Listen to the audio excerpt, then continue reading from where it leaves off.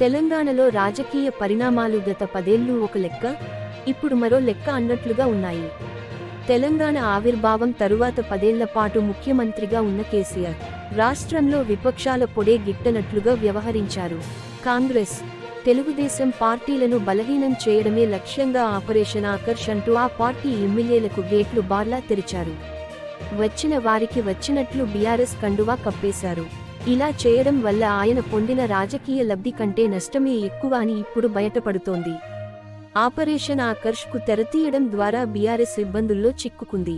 ప్రతి నియోజకవర్గంలో ఆ పార్టీలోకి ఇతర పార్టీల నుంచి వచ్చి చేరిన వారు, తొలి నుంచి ఆ పార్టీలోనే ఉన్న వారి మధ్య సత్సంబంధాలు లేకుండా పోయాయి. ఒకరికొకరు ప్రత్యర్థులుగానే భావించుకుంటూ గ్రూపులు కట్టారు.